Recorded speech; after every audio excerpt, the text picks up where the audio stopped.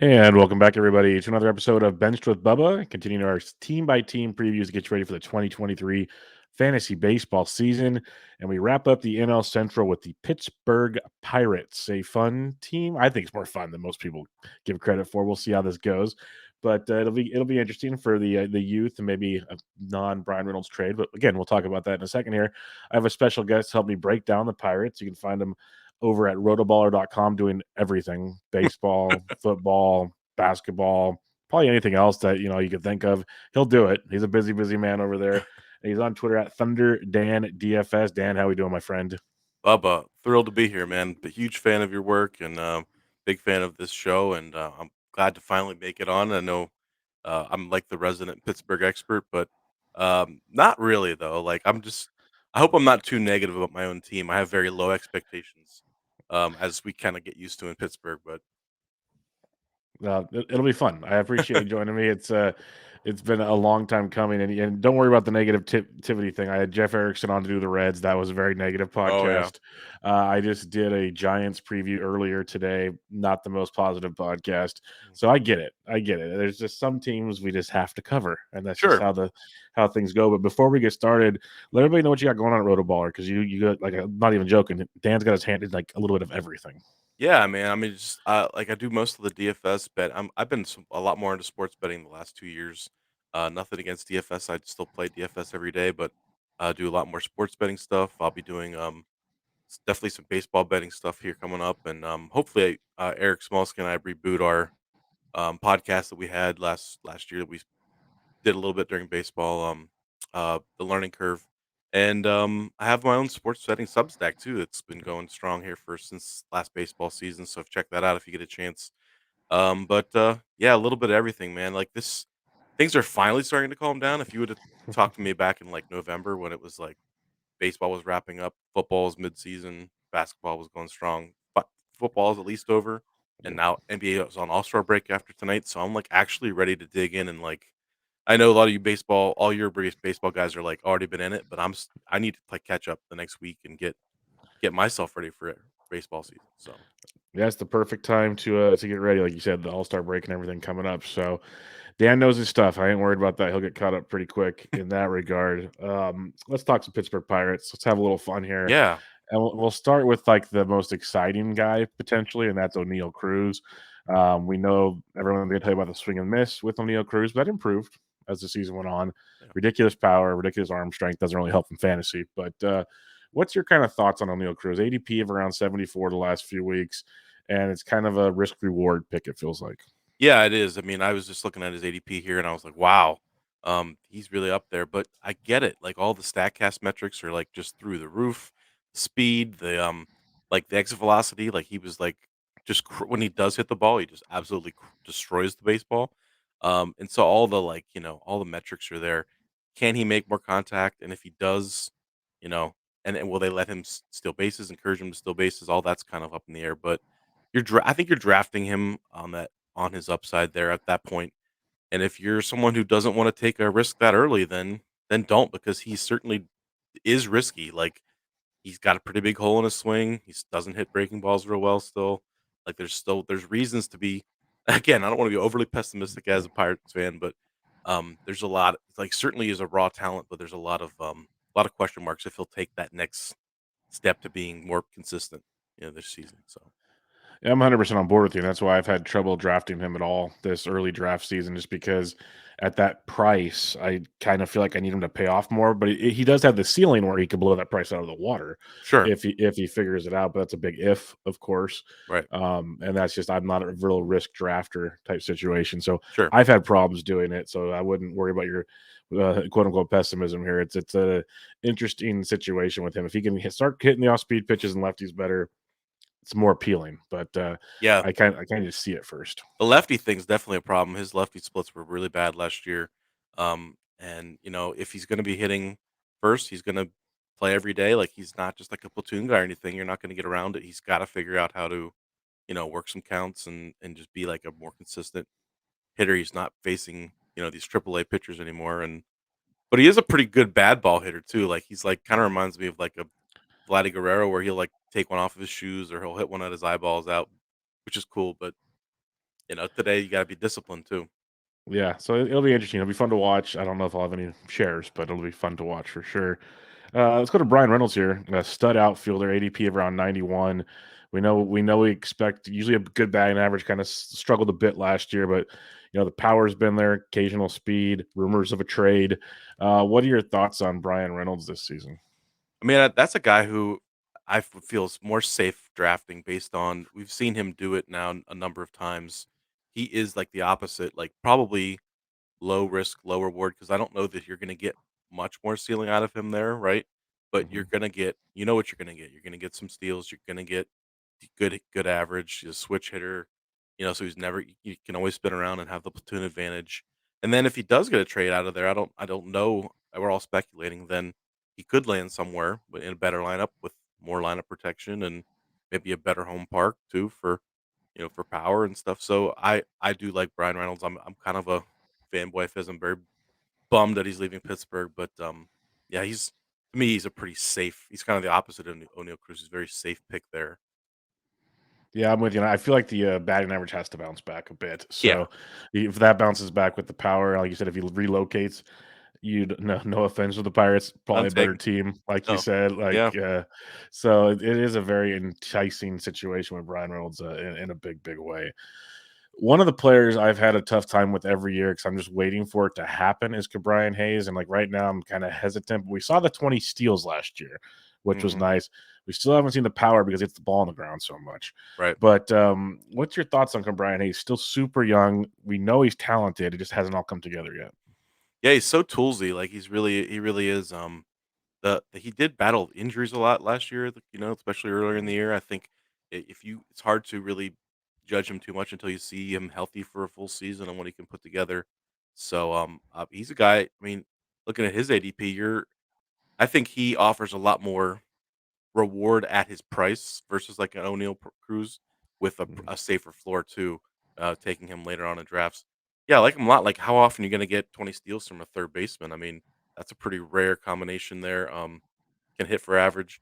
Hopefully, they can piece some guys around him. It's nice that they got. We'll talk about McCutchen here in a minute, but it's nice they got a couple other respectable hitters around him, perhaps to give him a little bit of line of protection, as opposed to at times last year their lineup looked like a double A lineup. At sometimes it was embarrassingly bad. I mean, at least the projected starting lineup is like a real lineup. It's not like Mhm. great hitters, but it's better than them rolling out like literally minor league guys every night. So, yeah, I really do like Brian Hayes. I think he's a guy that's definitely worth a shot. Yeah, that ADP at 170 over the last couple of weeks, it's like what we paid for him in recent years. And we were both kind of saying he's so close, it feels like, to finally hitting that potential where a lot of prospect analysts were saying this could be a 2020 dude. And Yeah, he just hasn't found the power yet 'cause he's always on the ground. And we saw the steals. Now, like, is this the year? Are we getting closer to the year? Like, can he give us 15, 20? Like, it's going to be interesting for sure. yeah, like a post type breakout kind of thing for him. Mhm. Yeah, and people are gonna bail on him because he burned him last year or whatever. I think I'm in on him at that AP for sure. Yeah, I'm starting to become more and more interested. That's for sure, especially with the way third base gets nasty, Yeah, it nasty for does. sure. Right. You mentioned Kutch. I love this move for many reasons. It's just a baseball nostalgia thing, like coming Yeah. back to Pittsburgh. I still think he's got a little bit of fun in him. Like there was a tweet even today where Kutch, like he's strolling with the gold and black on, talking and stuff, and ADP of 324. He still played in 134 games and hit 17 bombs last year, so there's still Right. something left in the tank for the 36-year-old. What's your thoughts on Kutch coming into 2023? Yeah, I mean, as far as non-fantasy storyline, like it's a great thing that he's coming home. He's gonna help sell some tickets. I think that's more than anything that was the move to bring in some positive PR for the organization and Mhm. bring in a veteran leader who can mentor some of these younger guys, give Kutch a chance to finish out his career, kind of where he started it. And so like non-fantasy stuff, great stuff, love it. Fantasy wise, I mean, what are you doing at that ADP? You're not all that invested in him, so why not? And I think he will play a lot. Like as long as his health holds up, they don't have. It's not like they're gonna platoon him or bench him. Maybe he's gonna get a rest day here and there, but he's gonna play. They don't have anybody better, right? I mean, Yeah. he's gonna hit fifth or whatever, fourth, fifth, and he'll have some chances. It's not a great park for right-handed power. We know that. But he's at this point, he's not like hitting 30 bombs anyways. He's gonna hit some doubles and maybe what 15, 16, 17 homers. So, yeah, if you get grab him late, go for it. I don't see a problem with that.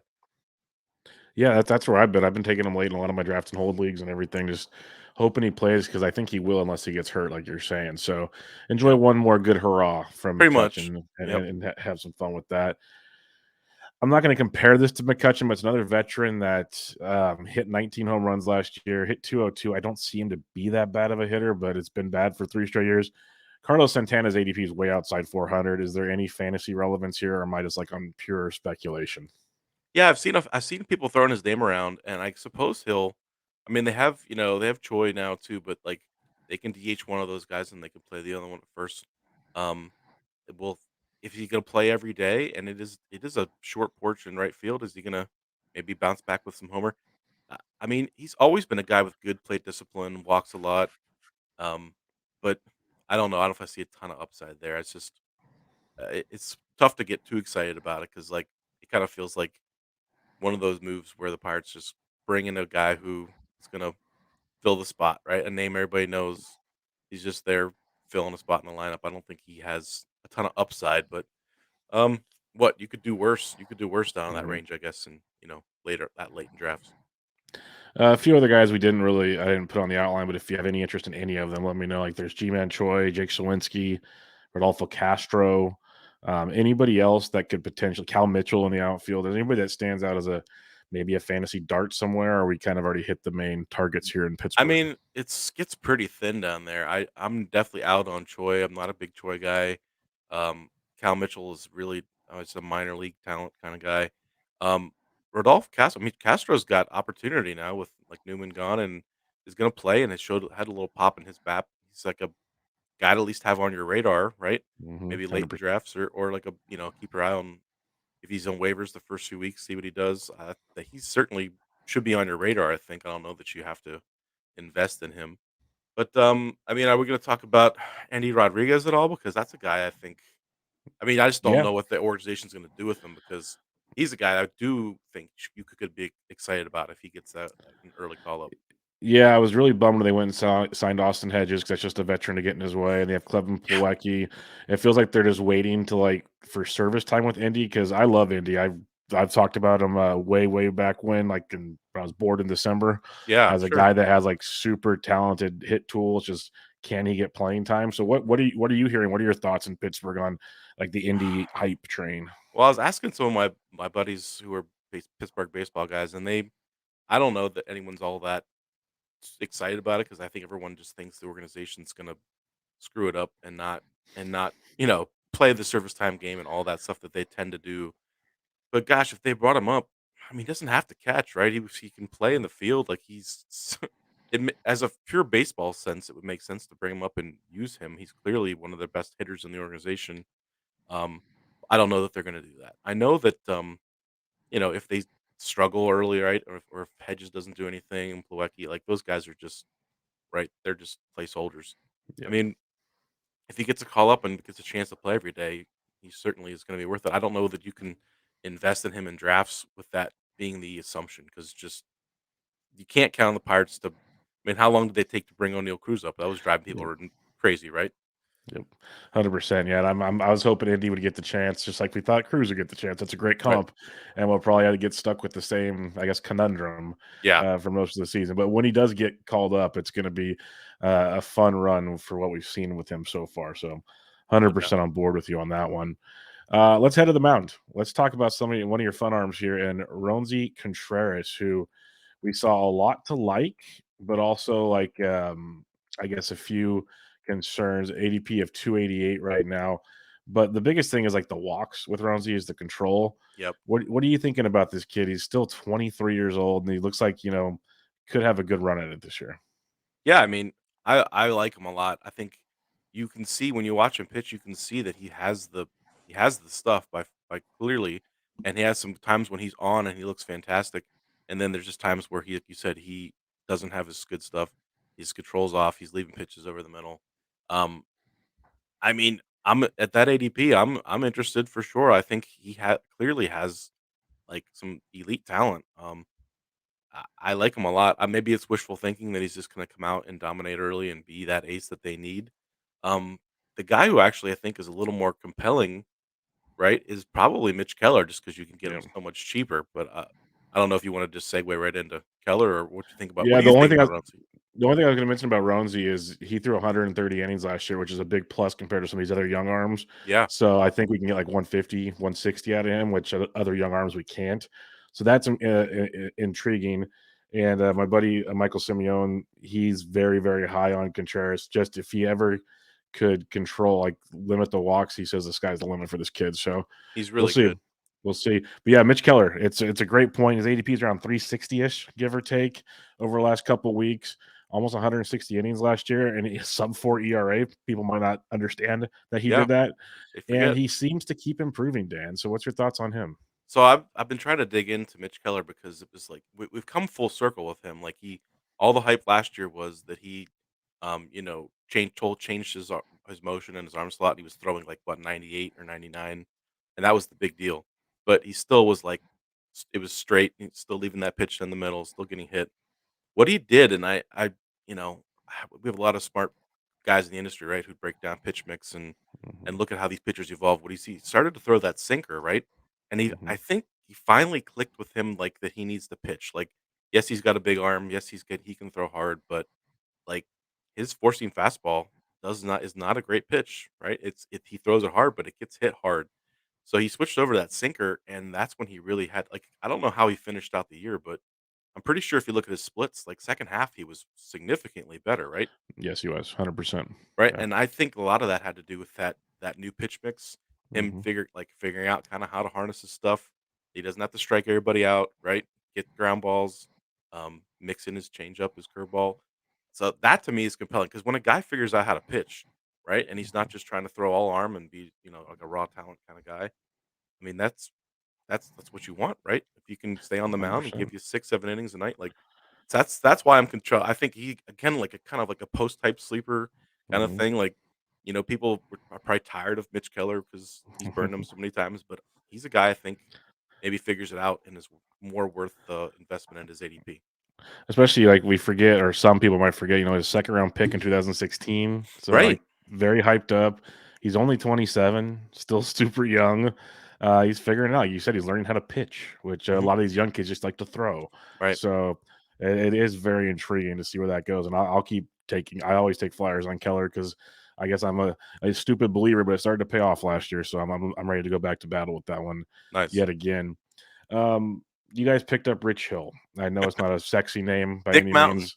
Big Dick Mountain got picked up by the Pirates. He's already in there being the curmudgeonal man, which I love talking I saw about the your tweet. MLB. Oh my Oh, it's god. so glorious. It was It's so hilarious. glorious. Like the first interview he has, he's already like talking about the MLB screwing things up. I'm like, yep, get off my lawn. Is in Pittsburgh. This is Yep. great. And I love it from him. Like certain guys I can take it from. He's one of them. What's your thoughts though? Like, is there fantasy relevance? We know like when he's on, he's good, but it's a health thing with him. He's the blister guy. There's so many Yeah. questions with Rich Hill. Yeah, I don't know that he's gonna be anything that you wanna mess around with in terms of fantasy. I think it's kind of a it's not a at first I reacted like most Pittsburgh fans, like, "Oh, great, we signed a 42-year-old pitcher who's washed, like, throws 86, like, wow." But you know what? He's fine. He's gonna give them innings. He's gonna be that guy. They needed a left-handed arm. And there's worse places that pitch than PNC for a Oh fly yeah, ball left-handed pitcher. I mean, he's got that big left field. So I think he'll be serviceable. I don't think he's gonna I don't think he's going to be anything that you can really bank on. And the Pirates used to be known for bringing in guys retreads and kind of cleaning them up and fixing them up, and they did that with AJ Burnett and Frankie Liriano back in the 2015, 16. They're not doing. I don't think now their reputation is gone for that. Like they've, if anything, have kind of been the place now that pitchers leave and have more success because they true. we saw that with Garrett Cole and Joe. I don't want to name all of them. Joe Musgrove, you know, Charlie Morton, every one of these guys.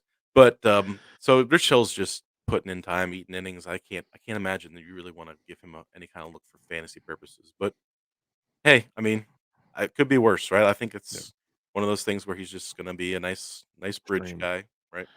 Yeah, be a streamer from time to time, probably, but Yeah, maybe a definitely, stream. definitely not a drafter. That's for No, sure. I do want to ask you about JT Brubaker because he was definitely streamable at times last year. He also got lit up at times last year, shown by the barely sub 5 ERA he came up yeah, with. But he always had strikeout stuff. So it was one of those like when he was on, it was interesting. When he was off, it was ugly. How are we looking at a guy like JT Brubaker going into this season as he enters? He's now gonna be 29 this year. Yeah, I mean, he was really interesting. Unless he has some kind of total. We talked about the Mitch Keller thing with like a new pitch mix and like a new rebirth. Unless he has a total change of a pitch mix and that, I don't really see him having a whole ton of upside. He did have some case stuff because he throws hard and he can get on, but he to me doesn't have that real strong secondary pitch. He doesn't really have a real great breaking ball out pitch. It's like fastball, sinker, slider. I don't know. He doesn't really stand out to me as a guy unless at this late in his career, like 29, like kind of is who he is. Has home run problems. I know you can get him pretty late. He's basically free, Yeah. but I think my expectations from him are very low. I don't think he's also just kind of a placeholder until they can get some younger arms up. I wasn't going to bring him up, but did you want to talk about Vinny V or you just want to move on to the bullpen? I mean, I don't know because are we really gonna? Uh, how long is he gonna be in the rotation? I don't. I'm Yeah. I'm kind of not. I'm not in on him at all. When they signed him, I was like, oh, Yeah. I'd prefer the Rich Hill signing to that. Yeah. To me, he's toast. He's just hasn't been good in so long, and I don't think there's anything to look at there. 100% with you on that one. Yeah. We'll head to the bullpen real quick here, and you got David Bednar, who ADP of 104, like the 11th or 12th reliever off the board. Dude's filthy. Very, very Yeah. good stuff. High leverage type pitcher slash closer for the Pirates. Might get traded again this year. Who knows? So, what's your thoughts on Bednar? And if something were to happen with him, who would you see out of the bullpen kind of being the next guy up? Yeah, great question. I mean, to me, I mean, you say he's 11th or 12th pitcher off the board. I mean, Relief pitcher, yeah. relief pitcher off the board. I mean, that's awesome. I would definitely be grabbing him there. I know, there's usually a run on relievers there right around the same time, and if you end up with Bednar because the top crop of guys all go, I think you're pretty happy with that. Now, do you think the Pirates are gonna win enough games for him to have enough saves and rack up saves? I mean, that's always the question, right? If in terms of Mhm. them being able to be competitive and win games, but as far as him and what he's able to do and his own stats and ERA, WHIP, all that stuff, yeah, he's a stud. I like him. I like taking him there. Things do get interesting though if they end up moving him, right? Like you're trying to figure out who would be the guy who would then close. Um, I don't know. I mean, I know they like De Los Santos. They like him a lot. I don't know if he'd be the next guy. Um, I'm trying to look through here. Like these guys are It's all tough. they're all kind of like the same. A lot of them are kind of the same guy. Um, Yeah, it I felt mean, like Will Crow got a couple chances last year, but yeah, he's not the dude. no, Like Jarlin Garcia got chances with the Giants. I wouldn't do that again. yeah, Like I thought De Los Santos with you as well. That's who I was taking even last year as a spec guy. right, But and he's filthy if you look at his numbers. right. So it's interesting. Yeah, he's also the youngest of that group too. He's 25. You're talking about Will Crow is like a converted starter, 28. Like doesn't really have that dominant closer stuff. They brought in Stevenson. I mean, I think De Los Santos is probably the guy if you want to speculate on who's the setup man and who's the other kind of higher leverage guy. As far as the righty, I know they got Hernandez and Garcia as the lefties. So yeah, I mean, but then again, I mean, maybe Bender sticks around and you just hang on to him and he produces all year. I don't know. I don't know if he'll be a trade guy or not. We'll have to see what the market's like. It's hard to know what's gonna be like in July as far as the market for closers and all that. For sure, for sure. Last thing I got for you, and it's probably a tough one right here. But besides Indy Rodriguez, is there any buzz by some young guys in the minors? Like I know like Travis Swaggerty got a chance last year. Not sure what to expect there. You got a couple, maybe other outfielders. You mentioned some young pitchers that maybe are coming up sooner than later. What are the outlooks on maybe some young guys in Pittsburgh?